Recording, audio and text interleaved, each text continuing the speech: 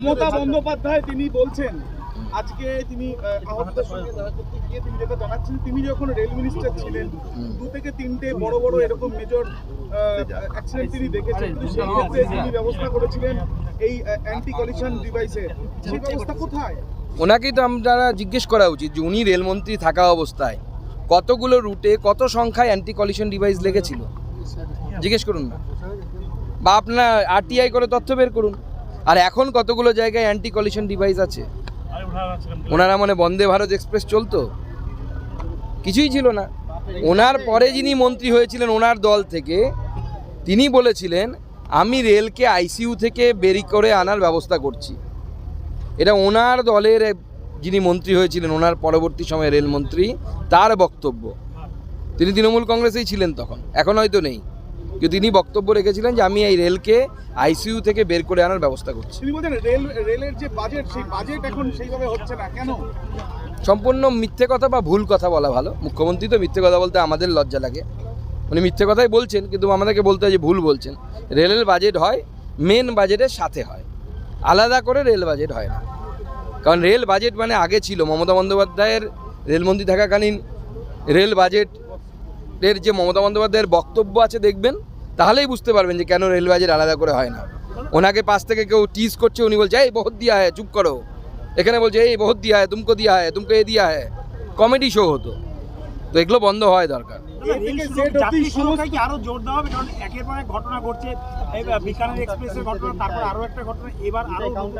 দেখুন, সমস্ত রকমের জোর সুরক্ষার জোর প্রতি সব থেকে বেশি দেয়া আছে, কিন্তু মাঝে মাঝে হিউম্যান এরর হয়। একটা এত বড় সিস্টেম, সেই সিস্টেম রান করছে বহু বছর ধরে।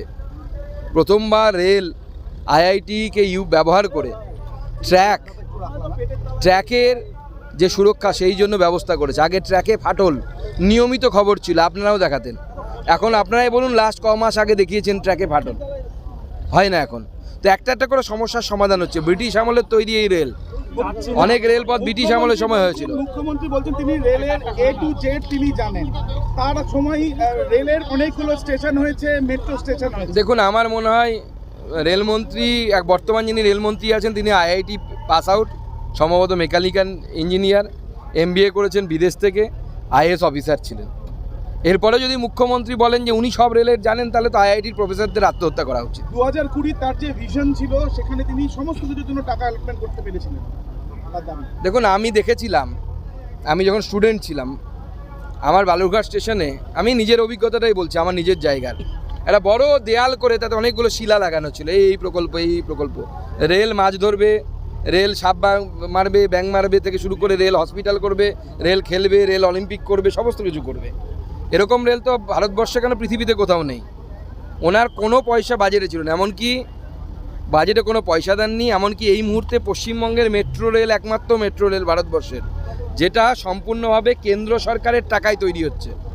এটা আমাদের পশ্চিমবঙ্গবাসীর জন্য লজ্জা। অন্যান্য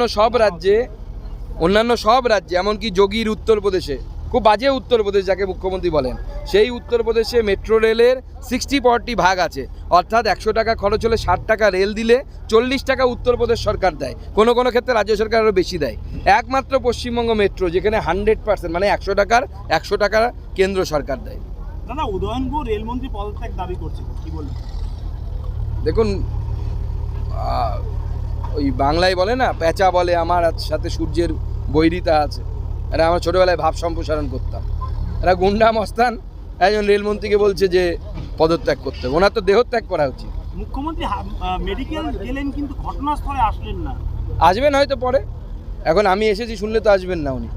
আমরা আসবো, গভর্নর সাহেব এবং আমি আসবো বলে নাকি ফ্লাইটটা ছোট ফ্লাইট ছিল সেই জন্য জানি না, পরে আলাদা করে ফ্লাইটের ব্যবস্থা করে ইন্ডিগোকে বলে ফ্লাইটের ব্যবস্থা করে উনি আলাদা ফ্লাইটে আসলেন।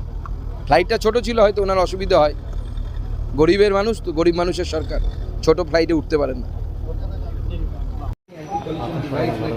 ভারতবর্ষে শুরু করেছিলেন বা তৈরি করেছিলেন, কি বলছেন?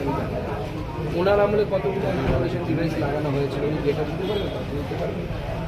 আমি শুধু ওনাকে একটু স্মরণ করি, উনি মুখ্যমন্ত্রী হওয়ার পর ওনার দলেরই একজন রেলমন্ত্রী হয়েছিলেন, তিনি বাজেট ভাষণে বলেছিলেন আমি এই বাজেটের মাধ্যমে আইসিইউতে চলে যাওয়া রেল দপ্তরকে আইসিইউ থেকে বাইরে আনছে। আমরা আইসিইউ থেকে এলাম। তো তার মানে তার দলেরই লোক বলেছিল যে রেল আইসিইউতে চলে গেছিল মমতা বন্দ্যোপাধ্যায়ের সঙ্গে, এবং আমরা দেখেও ছিল সেই সময় শিলান্যাস হতো।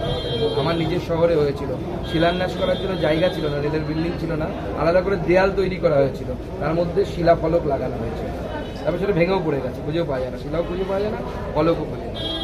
কিন্তু আমরা চাই না যে এই সময় এই ধরনের রাজনীতি হোক, আমরা কিছু বলি উনি কিছু বলি, কিন্তু উনি ওনার যে চিরাচরিত অভ্যেস আমি সব জানি, আমি সব করতে পারি, 23টা ভাষা জানি, আপনি ইঞ্জিনিয়ারিংও ভালো বোঝেন, এটাও হতে পারে, আইআইটিতে ক্লাসও নিতে পারেন ভবিষ্যতে।